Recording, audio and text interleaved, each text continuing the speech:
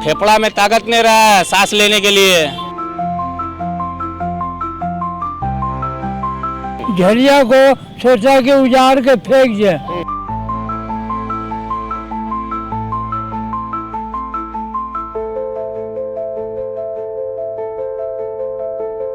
झरिया जिसे पूरा प्रदेश पूरा देश कोल सिटी के नाम से जानते हैं, आज उस झरिया के लोग सड़कों पर है और सड़क पर उतरने का एक ही वजह है, मेरा सांस मेरा अधिकार।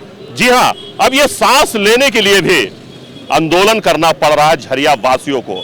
आप समझ सकते हैं कि जिस झरिया के कोयले से पूरा देश रोशन होता है, उस झरिया के लोगों को अब सांस लेने में भी प्रॉब्लम हो रही है। और इसी मुद्दे को लेकर लोग समाज से भी अब सड़कों पर है और उन्होंने हाथों में एक तख्ता लिया हुआ है जिसमें लिखा हुआ है मेरी सांसें मेरा अधिकार, क्योंकि सांस लेने का भी अब इन्हें अधिकार नहीं है, क्योंकि कोयलांचल में पॉल्यूशन और प्रदूषण इतना अधिक बढ़ गया है कि लोग अब झरिया से पलायन कर रहे हैं या फिर झरिया को अलविदा कहकर चले जा रहे हैं इस दुनिया से। ऐसे ही कुछ लोगों से हम बात करते हैं और जानते हैं कि क्या कुछ कहना है प्रदूषण को लेकर।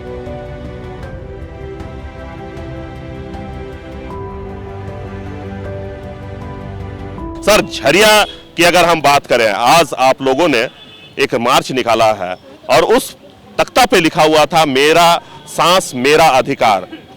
आखिर सांस लेने में आपको किससे अधिकार लेने की जरूरत है? आज सांस लेने की अधिकार जरूरत है। यहाँ पर जो प्रदूषण काफ़ी फैल गया है, उससे जो है लोगों को जो है विभिन्न तरह की बीमारियाँ फैल रही है, कैंसर तरह की सांस में दिक्कत हो रही है। और यहाँ वर्णन इतना बढ़ गया है, विशेषज्ञ द्वारा जो है उसे रोका जाए, आउटसोर्सिंग चलते जो है, तो ये सब समस्या झरिया में काफ़ी समस्या है झरिया में। सर, क्या कहेंगे झरिया के प्रदूषण को लेकर? प्रदूषण के लेकर यहाँ झरिया से प्रशासन से लेकर के पूरे दिल्ली के प्रधानमंत्री तक यहाँ का आवाज़ उठाना चाहता हूँ। जो झरिया पूरे विश्व में मैं नाम चर्चित था, आज वो झरिया प्रदूषण से तराही कर रहा है। मैं यहाँ के सारे पर जब से यहाँ विशल नक्सलाइज हुआ है तब से झरिया को लूटने के काम किए हैं। यहाँ के जितने भी विधायक सांसद जो भी हैं, उनसे झरिया की जनता आग्रह करती है कि जल्द से जल्द यहाँ अच्छे सांस लेने का अधिकार दें और यहाँ व्यापार भी बढ़ावें और बिजनेस भी यहाँ के प्रति सोचें कि यहाँ का जो जीवन यहाँ बच्चे जन्म लिए हैं वह तराही में आवाज़ उठा रही है कि क्या हमें सांस लेने का भी अधिकार नहीं है। मैं प्रेस के माध्यम से यही आवाज़ देना चाहता हूँ कि झरिया के जो विकट स्थिति में यहाँ की जनता जी रही है उसको कैसे हम लोग को उबारा जाए, इसके लिए मैं फरियाद करने आई हूँ सारे प्रशासन मीडिया परिवार से भी। कुछ और लोग हम उनसे बात कर लेते हैं। सर, आज आप लोगों ने झरिया शहर में एक मार्च निकाला और उसमें छोटे छोटे बच्चे भी शामिल हुए हैं। कई सारे तख्ते हमने देखा है और उसमें हर जगह यही लिखा हुआ है कि हमें सांस लेने में प्रॉब्लम हो रही है, मेरा सांस मेरा अधिकार भी लिखा हुआ है। तो आखिर आप लोगों को क्यों लगता है कि सांस लेने के लिए भी अब आप लोगों को किसी की इजाज़त की जरूरत है? देखिए, बहुत बड़े दुर्भाग्य की बात है, जब बिहार से झारखंड अलग हो रहा था तो हम लोग बहुत खुश थे कि चलो एक नया प्रांत नया राज्य बनने जा रहा है, हम लोगों को यहाँ सुविधा मिलेगी।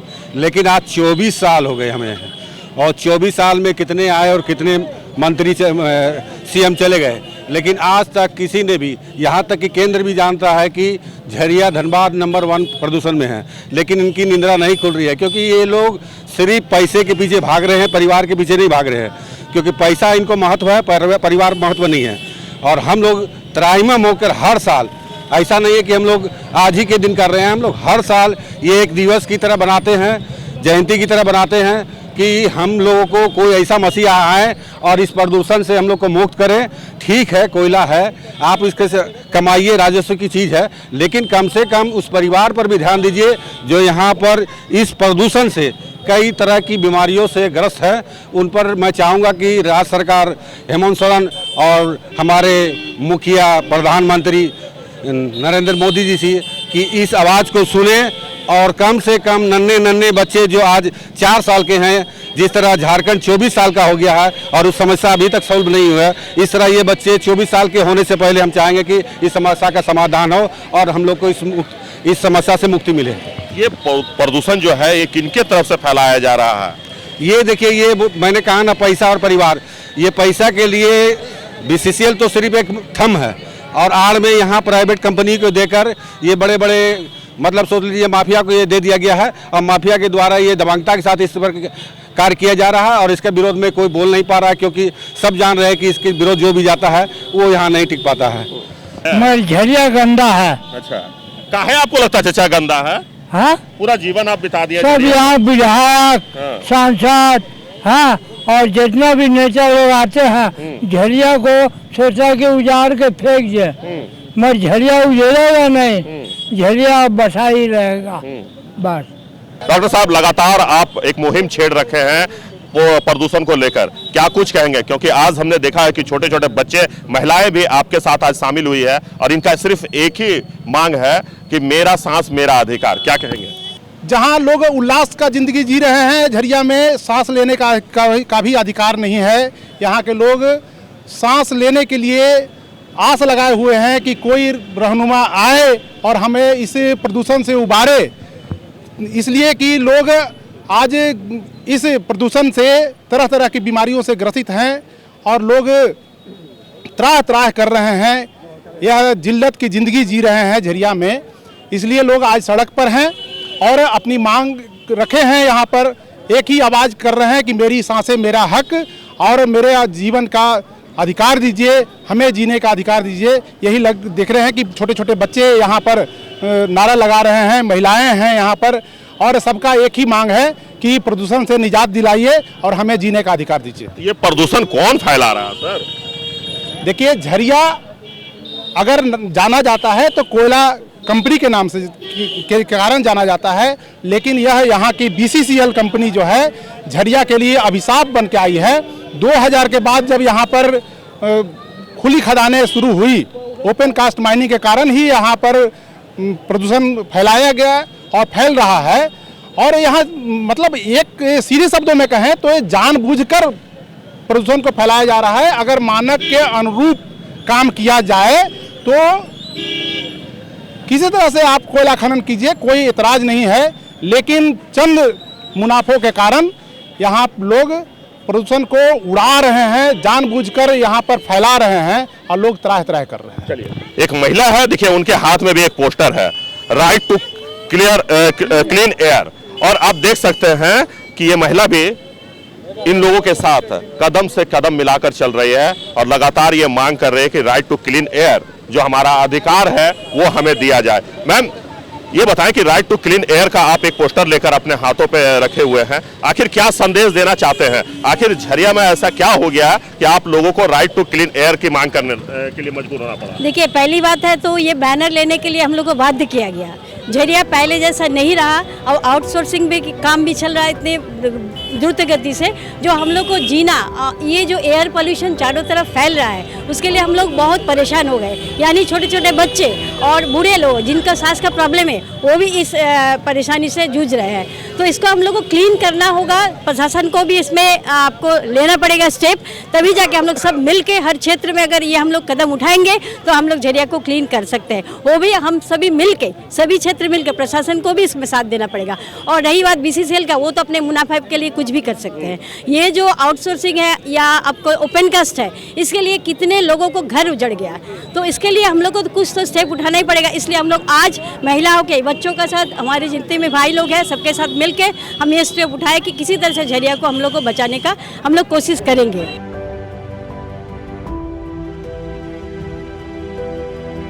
सर, ये बताएं कि आपके हाथ में भी एक पोस्टर है, सब रोगों की एक ही दवा, पर्यावरण की स्वच्छ हवा।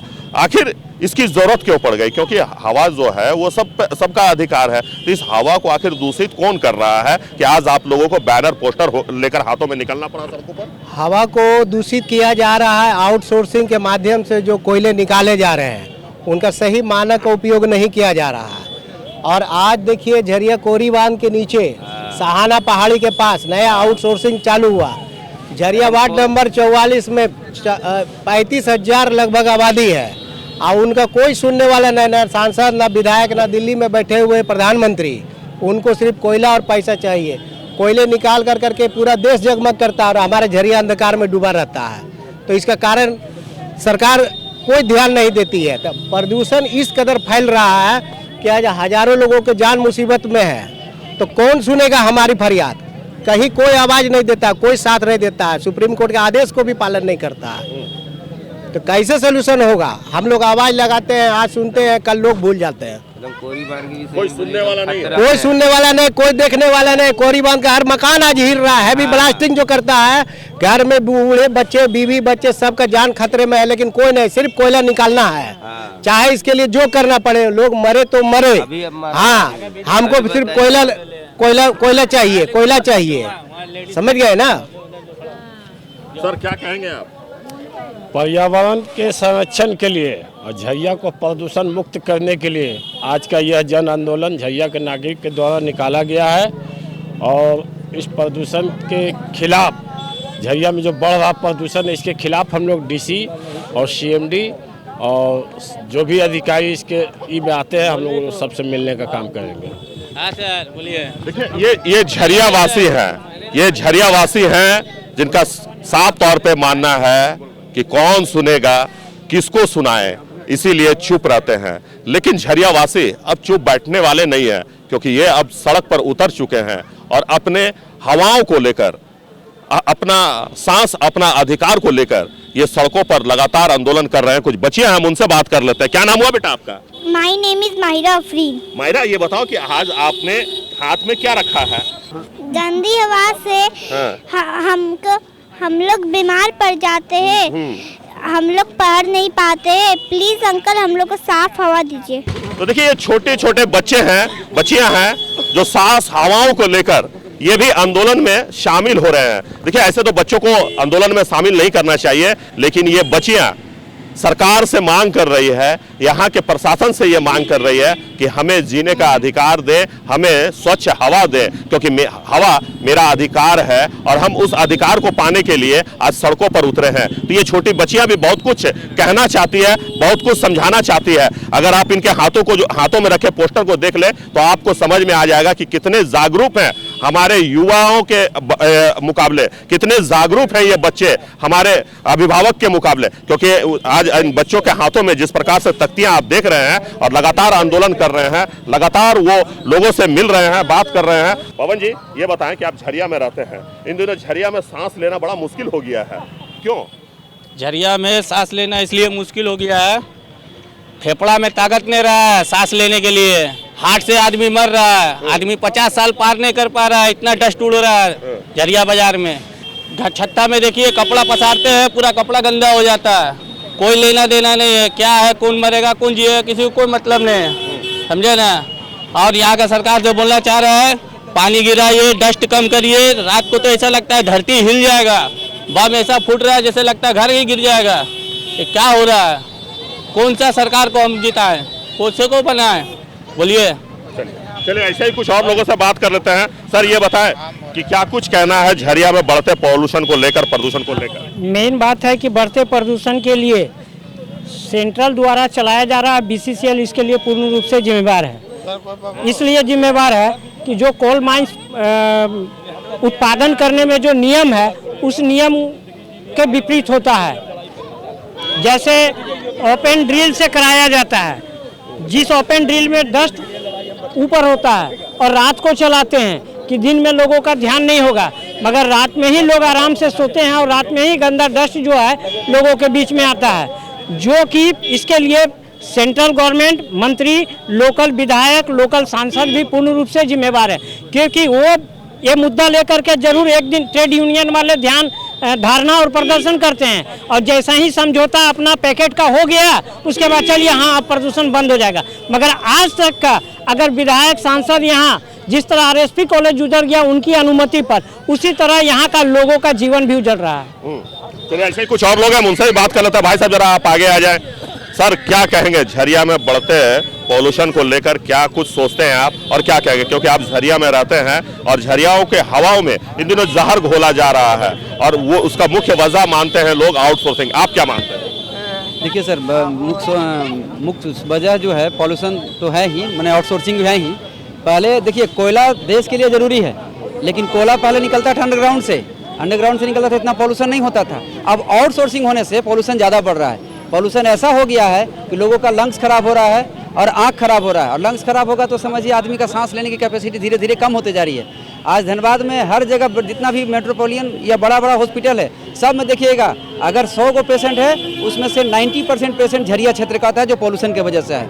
आँखों के हॉस्पिटल में देखिए तो सबसे ज़्यादा मरीज आपको झरिया का मिलेगा, जिसको मोतियाबिंद हो रहा है और दूरदृष्टि और निकट दृष्टि का परेशानी हो रहा है, ये पॉल्यूशन की वजह से हो रहा है। तो मैं इससे संबंधित जो भी लोग जिम्मेदार लोग हैं उन सबसे आग्रह यही करूँगा कि झरिया में पॉल्यूशन खत्म तो नहीं कर सकते हैं, लेकिन कम से कम BCCL के मानक के अनुसार अगर आप अपना प्रोडक्शन करते हैं तो हम लोगों को बहुत हद तक पॉल्यूशन से राहत मिलेगी। इसी के जिम्मेदार लोगों से आग्रह है कि हम लोग को स्वच्छ हवा देने का कोशिश करें, प्रयास। स्वच्छ हवा की मांग कर रहे हैं सर, आप लोग आज निकले हैं सड़कों पर, क्या कहेंगे?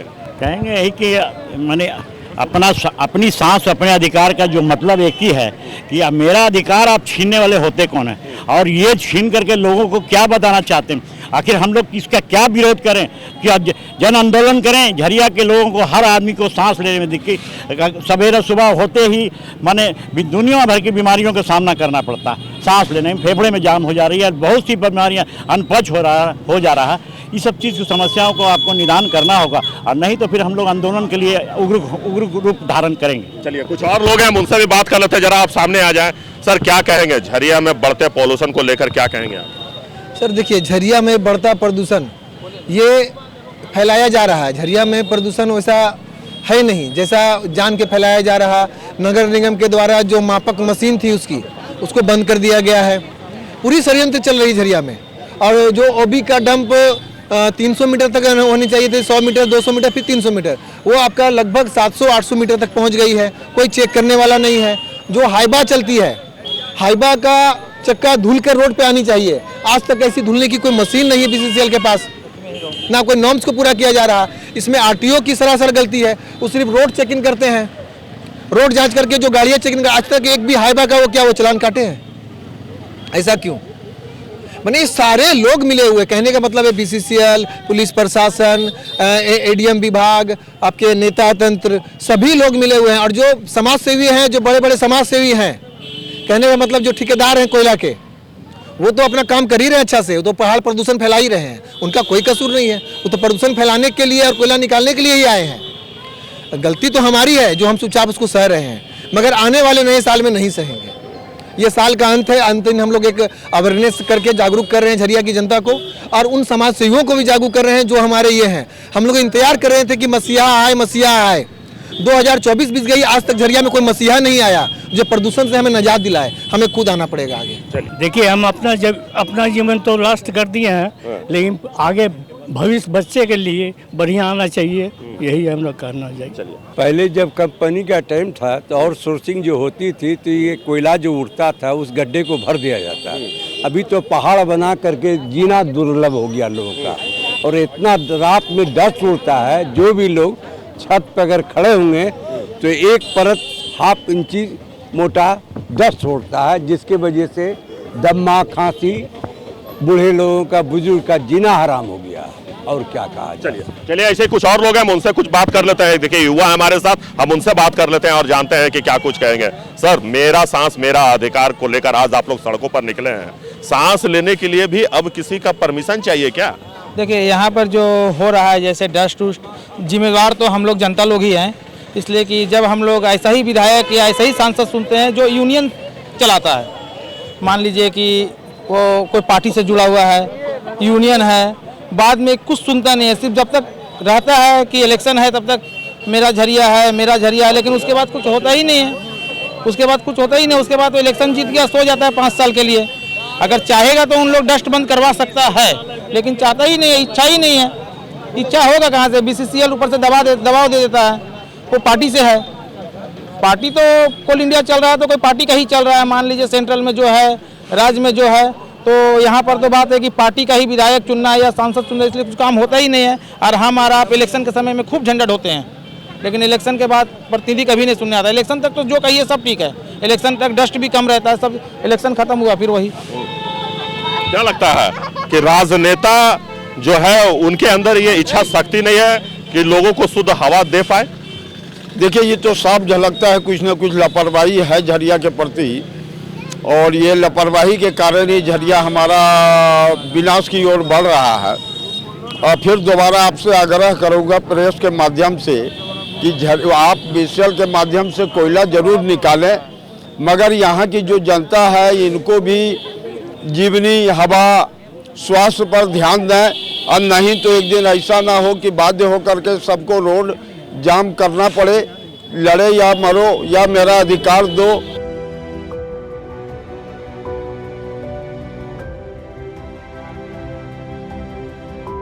तो देखिए लोगों की अपनी अपनी राय है, लोग अपनी अपनी बातें रख रहे थे, और साफ तौर पे लोगों ने ये कहा है कि जब तक प्रदूषण झरिया विधानसभा क्षेत्र में खत्म नहीं होगा तब तक हमारा आंदोलन जारी रहेगा, क्योंकि आज लोग परेशान हैं, बच्चे परेशान हैं, आने वाला पीढ़ी जो है वो बीमार पड़ रहे हैं, और उनकी कहीं ना कहीं जिंदगियां सिसकते सिसकते खत्म हो रही है। तो इसे लेकर लोग अब सड़कों पर उतरकर अपना विरोध जता रहे हैं। सहयोगी राजेश के साथ प्रकाश कुमार, TV 45 न्यूज़ धनबाद।